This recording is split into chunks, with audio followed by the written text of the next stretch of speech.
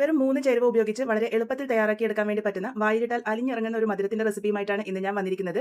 ഇത് ഉണ്ടാക്കാൻ വേണ്ടിയിട്ട് ചുരുങ്ങിയ സമയം മാത്രമേ വേണ്ടുള്ളൂ. എല്ലാവരുടെയും വീട്ടിൽ സാധാരണഗതിയിലുള്ള കുറച്ച് ചേരുവകൾ കൊണ്ട് നമുക്കിത് തയ്യാറാക്കിയെടുക്കാൻ വേണ്ടി പറ്റും. അതിനായിട്ട് ഞാനിവിടെ എടുത്തിരിക്കുന്നത് റവയാണ്. ഞാനിവിടെ അരക്കപ്പ് അളവ് റവ എടുത്തിട്ടുണ്ട്. ഇത് സാധാരണ റോസ്റ്റ് ചെയ്യാത്ത റവയാണ്. അപ്പോൾ ഞാനിപ്പോൾ ഇവിടെ ഒരു പാനിലേക്ക് ഇട്ടിട്ട് അത് ഡ്രൈ റോസ്റ്റ് ചെയ്തെടുക്കുന്നുണ്ട്.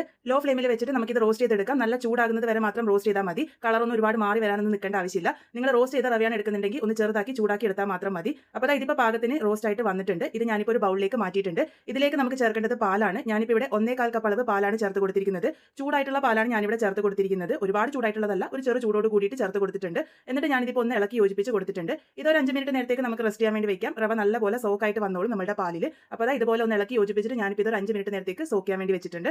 ഇനി ഞാനിവിടെ ഒരു പാനിലേക്ക് അരക്കപ്പ് അളവ് പഞ്ചസാരയാണ് ചേർത്ത് കൊടുത്തിരിക്കുന്നത്. ഞാൻ ഈ ഒരു മധുരം ഉണ്ടാക്കിയിരിക്കുന്നത് പഞ്ചസാരയിലാണ്. നമ്മളിതിപ്പോൾ കാരമലൈസ് ചെയ്യാൻ വേണ്ടിയിട്ടാണ് പോകുന്നത്. അപ്പോൾ ലോ ഫ്ലെയിമിൽ ഇതുപോലെ ഇട്ട് കൊടുത്തിട്ട് കുറച്ച് നേരം അനക്കാതെ വെക്കുക. കുറച്ച് സമയം കഴിയുമ്പോൾ ഇതുപോലെ മെൽറ്റായി തുടങ്ങും. ആ ഒരു സമയത്ത് നമുക്ക് ഇത് ഇളക്കി കൊടുക്കാം. ഇനി ഇതിങ്ങനെ ഇളക്കി കൊടുത്തുകൊണ്ട് ലോ ഫ്ലെയിമിൽ വെച്ചിട്ട് ഇതുപോലെ കാരമലൈസ് ആകുന്നത് വരെയാണ് നമ്മൾ ചെയ്യേണ്ടത്. ഇതുപോലെ ഉരുകി വന്ന് ഒരു ഗോൾഡൻ ബ്രൗൺ കളർ ആകുന്നത് വരെയാണ് നമ്മൾ ഇത് കാരമലൈസ് ചെയ്തിരിക്കുന്നത്. ശ്രദ്ധിക്കാനുള്ളത് ലോ ഫ്ലെയിമിൽ വെച്ചിട്ട് ചെയ്യണം. അതുപോലെ തന്നെ കരിഞ്ഞു പോവാതെ ശ്രദ്ധിക്കുകയും വേണം. ഇതിലേക്ക് ഞാനിപ്പോൾ ഇവിടെ 1/4 കപ്പ് അളവ് ചൂട് പാലാണ് ചേർത്ത് കൊടുത്തിരിക്കുന്നത്. ചൂട് പാലും കൂടെ ചേർത്ത് കൊടുത്ത് ഒന്ന് ഇളക്കി യോജിപ്പിച്ച് കൊടുക്കാം. അതിന്റെ കൂടെ തന്നെ നമ്മൾ ഇവിടെ നേരത്തെ തയ്യാറാക്കി വെച്ചിരിക്കുന്ന ആ ഒരു റവയുടെ മിക്സും കൂടെ നമ്മൾ ഇതിലേക്ക് ചേർത്ത് കൊടുക്കുന്നുണ്ട്. ഇപ്പോൾ ചൂടുപാൽ ചേർത്തിരിക്കുന്നത് നമ്മുടെ ആ ഒരു കാരമൽ ഒന്ന് ലൂസായി കിട്ടാൻ വേണ്ടിയിട്ടാണ്. ഇതിലേക്ക് നമ്മൾ നേരത്തെ തയ്യാറാക്കി വെച്ചിരിക്കുന്ന ആ ഒരു റവയുടെ മിക്സും കൂടെ ചേർത്തിട്ട് നല്ലപോലെ ഇളക്കി യോജിപ്പിച്ച് കൊടുക്കാം. ഈ ഒരു സമയത്തൊക്കെ ഫ്ലെയിം ലോയിലാണ്. ആദ്യം നിങ്ങൾക്ക് അടുക്കി പിടിച്ച പോലെയൊക്കെ തോന്നും, പക്ഷേ കുഴപ്പമില്ല. കുറച്ച് സമയം കഴിയുമ്പോൾ നമ്മുടെ കാരമലൊക്കെ നന്നായിട്ട് ഉരുകി വന്നോളും. ഇപ്പോൾ നോക്കൂ, നമ്മുടെ റവ നല്ല തിക്കായിട്ട് വന്ന് തുടങ്ങിയിട്ടുണ്ട്. അതുപോലെ തന്നെ കാരമൽ കട്ട പിടിച്ചിട്ടൊന്നും നിൽക്കുന്നില്ല. ഇതിപ്പോൾ തുടരെ ഇളക്കി കൊടുത്തോണ്ടിരിക്കുക ലോ ഫ്ലെയിമിൽ വെച്ചിട്ട്. ഞാൻ ഈ ഒരു പരുവത്തിലാകുമ്പോൾ ഇതിലേക്ക് 1 ടീസ്പൂൺ അളവിൽ നെയ്യ് ഒന്ന് ചേർത്തിട്ടുണ്ട്. ഇതിലേക്ക് ഇത്ര മാത്രമേ നമ്മൾ നെയ്യ് ചേർക്കുന്നുള്ളൂ. ഒരുപാട് നെയ്യിൻ്റെ ഒന്നും ആവശ്യമില്ല. എല്ലാം കൂടെ നമുക്ക് ഇനി നല്ലപോലെ ഇളക്കി യോജിപ്പിച്ച് കൊടുക്കാം. റവ പെട്ടെന്ന് തന്നെ പാലൊക്കെ അബ്സോർബ് ചെയ്തിട്ട് നല്ലപോലെ കട്ടിയായിട്ട് വന്ന് തുടങ്ങും.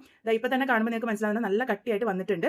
ഈ ഒരു സമയത്ത് നമുക്ക് ഇതിലേക്ക് കുറച്ച് കട്ട് ചെയ്തിരിക്കുന്ന നട്ട്സ് ആണ് ഞാനിവിടെ ചേർത്ത് കൊടുത്തിരിക്കുന്നത്. ഞാനിപ്പോൾ ഇവിടെ അണ്ടിപ്പരിപ്പും ബദാമുമാണ് ചേർത്ത് കൊടുത്തിരിക്കുന്നത്. നിങ്ങളുടെ കയ്യിൽ എന്താണോ അവൈലബിൾ ആയിട്ടുള്ളത് അത് ചേർത്ത് കൊടുക്കാം. എല്ലാം കൂടെ നന്നായിട്ട് മിക്സ് ചെയ്തെടുക്കുന്നുണ്ട്. ഈ ഒരു കുക്കിംഗ് മുഴുവൻ ലോ ഫ്ലെയിമിലാണ് ചെയ്യേണ്ടത്.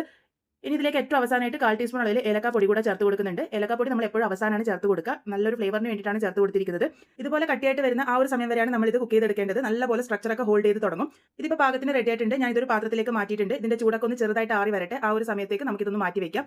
ചൂടൊന്ന് ചെറുതായിട്ട് ആറി വരുമ്പോൾ നമുക്ക് ഇതുപോലെ ഒന്ന് ഷേപ്പ് ചെയ്തെടുക്കാം. നിങ്ങൾക്ക് ഇഷ്ടമുള്ള ഷേപ്പിലോട്ടേക്ക് ഇത് മാറ്റിയെടുക്കാവുന്നതാണ്. ഞാനിതിപ്പം ചെറിയ ചെറിയ ഉരുളകളാക്കിയിട്ടാണ് മാറ്റിയെടുത്തിരിക്കുന്നത്. അത് ഒരേ വലുപ്പത്തിൽ കിട്ടാൻ വേണ്ടിയിട്ടാണ് ഞാൻ ഇതുപോലെ ഒരു സ്പൂൺ ഉപയോഗിച്ചിരിക്കുന്നത്. അപ്പോൾ ഇതുപോലെ നിങ്ങൾക്ക് ഏത് ഷേപ്പാണോ ഇഷ്ടം ആ ഒരു ഷേപ്പിലേക്ക് ഉരുട്ടിയെടുക്കുക. ഇതേപോലെ തന്നെ ഞാൻ ബാക്കിയുള്ളതൊക്കെ റെഡിയാക്കി എടുത്തിട്ടുണ്ട്. ഇതിലേക്ക് ഏറ്റവും അവസാനമായിട്ട് ഞാൻ ഒന്ന് ഡെക്കറേറ്റ് ചെയ്യാൻ വേണ്ടിയിട്ട് ബദാമിന്റെ പൗഡറിലും കൂടെ ഒന്ന് ജസ്റ്റ് ഡിപ്പ് ചെയ്തെടുക്കുന്നുണ്ട്. ഇതൊക്കെ അവനവന്റെ ഇഷ്ടപ്രകാരം ചെയ്തെടുക്കാവുന്നതാണ്. അപ്പോൾ ഇത്രേ ഉള്ളൂ, നമ്മുടെ പലഹാരം ഇവിടെ റെഡി ആയിട്ടുണ്ട്. നല്ല എളുപ്പത്തിൽ തയ്യാറാക്കി എടുക്കാൻ വേണ്ടി പറ്റുന്ന ഒരു സ്വീറ്റ് ആണ്.